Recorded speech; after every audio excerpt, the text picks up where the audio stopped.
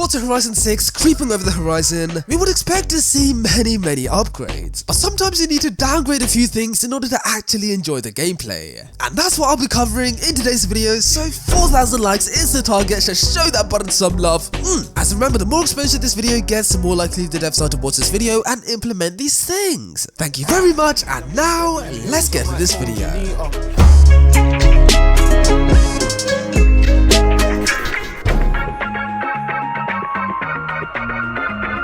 Now, over the years, starter cars in Forza Horizon games have been getting better and better. I mean, we went from this, to this, to this, to this, and now to these. And you get all of the cars at the start, like what do you mean? So I feel like I speak for everybody when I say this, but good starter cars need to be bad in order to be good, if you get what I mean. Because there's something about starting in a bad car and working your way up to faster cars, which is just so satisfying. Like you're driving the slow car and you're like, oh, I can't wait to get out of this car, and then when you get out of the car, it's so satisfying. Oh my god, I love it. But when you're given a good car, I mean not even a good car, but a great supercar right at the start of the game, it feels like you completed the game right at the very start. And it gives you no incentive to actually play the game because you already got a really cool car, so like what's the point in playing the game and racing and getting more cars? Oh, and also bad starter cars also gives us a use for low powered cars in the game. Because in Forza Horizon 5 you get given an S1 class C8 Corvette right at the start of the game, and it just makes all the lower classes feel pointless. So playground games, if you are listening, then just know that good starter cars need to be bad.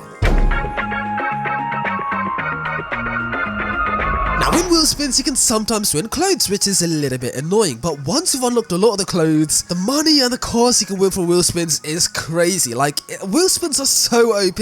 I mean, I have a Wheelspin right now, and what am I gonna get? Let's see, and we get 20 grand, hey, thank you very much. And now for research purposes, I'm gonna buy a super Wheelspin, and what am I gonna get in this Wheelspin? Okay, super Wheelspin, and we get an E90 and a 175 grand. So yeah man, that just goes to show just how OP super Wheelspins can be. Because it's just like 3 normal Wheelspins and then added all together. It's crazy. So yeah man, I love Wheelspins, don't get me wrong, but I feel like they should revert back to the normal Wheelspins instead of these stupid, no not stupid, the super Wheelspins. I was not meant to call it stupid, that was genuinely accidental, but yeah, I wish they could go back to normal Wheelspins because that would really help the game's economy, because I feel like everybody's a multi-millionaire in this game. Even if you just started the game out, you're a multi-millionaire already. Now the Eliminator is a fun mini game, don't get me wrong, I cannot drive. But yeah, it's a fun mini game, don't get me wrong, but I feel like the map of this game is based so heavily around the Eliminator that the map's so boring now. I mean, I said it time and time again, because of the Eliminator they made the map so flat, and it's just made for cross-country more than it is for street racing. Like anything off-road that you can see, you can basically drive there, which I know it is good for people who want to explore off-road and everything, but for a road racing game, yeah, it just makes the map feel so empty. I mean, look, if you saw this and you'd think you glitched out the map or something, but this is like right in the middle of the map. There is literally not a single road in sight. That is crazy. So yeah, I'm gonna happily sacrifice the Eliminator if it meant we had a more interesting road-focused map in the next game. Though ideally, I'd like them to keep the Eliminator in the next game as well. Now when gifting cars was unveiled as a new feature in Forza Horizon 5, everybody was like, oh my days, finally we get to do pink slips. But the way that gifting cars was implemented was so weird, and it just didn't excite anybody whatsoever. It's like the way it worked was you gift a car and then you get like 1 accolade point, and then someone receives the car and then they have to accept it, they're forced to accept it. And you can't choose who you give the car to, you just gift it to some random person and then they go to the button and then they get it and they're like, okay, this is a car. And then like they get, it's kind of pointless in my opinion. It's like taking a feature that Forza fans have wanted for years and then doing it the Forza way, which is basically just ruining it. Okay, now yes, I know the reason why it's implemented like this is to stop hackers and people creating websites where they can sell these cars for real money, but still, like, come on, it's kind of underwhelming. So I would genuinely sacrifice gifting cars for the ability to quick sell cars, because I feel like that's just a way better solution. The whole reason why people gift cars is to get rid of clutter. Nobody nobody cares about the accolade points, they just want to get rid of clutter. So what if, like, along with getting rid of clutter, you get a little bit of money alongside it? That would be amazing.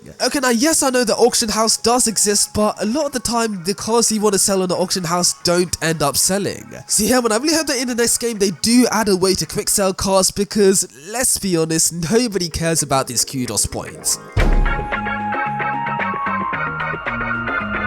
Okay, this is going to be a very controversial one, but expansions have been a staple in Forza Horizon games since the very start. Where with a DLC, you can travel to another part of the map and explore that map along with the main map of the game, and you know, it seems like a great idea. But in my opinion, I feel like it's a little bit of a waste for the developers, because they put so much work into putting these expansions, and then everybody's like, oh, cool expansion, and then they play the expansion for like a week, and then they complete it, and then they go back to the main map of the game and nobody cares about the expansions anymore. I mean, tell me this, when's the last time you visited the Hot Wheels expansion in Forza Horizon 5? Oh, what's that, when it came out? Yeah, same! So hear me out, yeah, what if they got rid of expansions completely for the next game and they replaced it with just expanding the main map of the game? I think that would be a way better solution, because everybody just sticks to the main map, and if you expand the main map, then people are going to be like, oh, this is really cool, I like the fact that they added this, and then the developers would be like, yeah, this is brilliant as well, because we put work into this and they're driving on the piece of work that we put in. You get what I mean? I feel like it's a win-win situation. Like, just expand the main map of the game.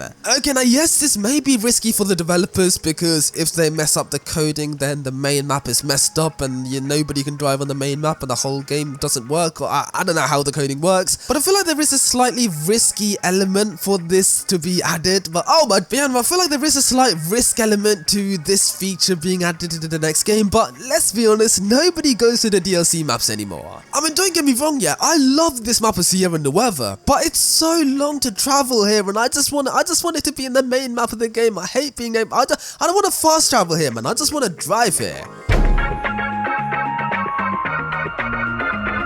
Now, Smashable Barriers gives us so much freedom when off-roading, which is very nice, okay? Everybody loves a bit of freedom, yeah, freedom, yeah. Sorry, that was weird, but yeah, there is so much freedom in this game, but I think it may be becoming a little bit too much freedom. I mean, I can literally just do this, okay? Smash through that barrier and then just literally drive through there, which is funny, okay? Don't get me wrong, yeah? That would have hurt a little bit, but yeah, it's funny. And you know, I love it when I'm able to do this, but when other people are able to do this, I get vexed, man. I get vexed. Wow, that's quite an achievement. Well Shut up, Jay. But yeah, man, I feel like there is a little bit too much freedom, because like the amount of off-roadingness you can do in this game, it just renders the roads useless now. Like, the roads are like an option for, hey, if you want to drive on the road, then drive on the road, but there's a quicker way, which is to go off-road, and then people who drive on the road are like, oh, I don't want to drive on the road, and then they go off-road, and now everybody's an off-roading drive in Forza, and it's so annoying. And Smashable Barriers are so annoying at the drag strip as well, because these barriers do look like they should be solid, right? That's where you're wrong, because if I drive into it, then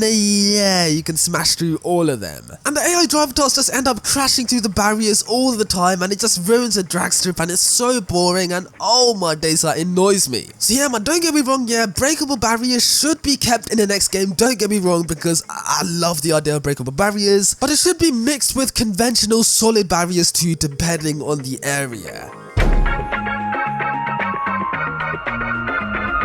Now, in Forza games, we have so many incredible supercars and hypercars, which are amazing. But I'm not gonna lie, I kinda wish that we had more bad cars in the game. I mean, just imagine how amazing it would be if we had worse cars like this. This is a 94 brake horsepower Volkswagen Santana. Yeah, and it's very slow, and it's very basic. It has plastic bumpers and everything, and I love it, man. I love it. And it's the same thing for cars like the Wheeling Sunshine and the Nissan Tsuru. Like, people love those cars. We beg for that car to be added. And then as soon as we got it, we love the car. We love having these cars, like normal cars, in games where they're meant to be hypercars. Yeah, man, it's just something about normal cars in like supercar racing games, which is so funny to me, and I love driving these as well. Like, oh, and also having bad cars like this means we have a better choice for starter cars in the next game. I mean, cars like these will make for incredible starter cars in the next game, so you're kind of killing two birds with one stone here.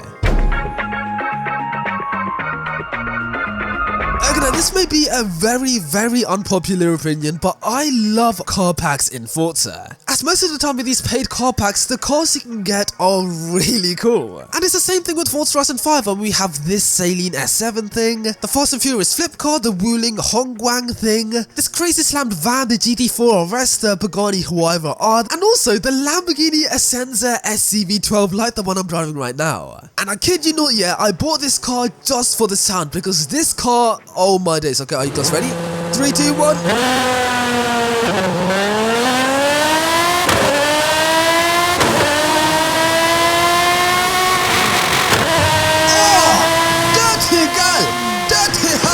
Honestly man, if paid car packs meant that we could get these incredible sounding, incredibly detailed cars, I am all for it, yeah, I am all for it. So yeah man, if Forza Horizon 6 genuinely introduces new to Forza cars to the festival playlist and car packs whilst keeping all of the old cars without recycling anything, then I would love for there to be paid car packs in the next game, because the cars you can get from these car packs, man. Oh yes! Oh my days, I love the sound of that, man.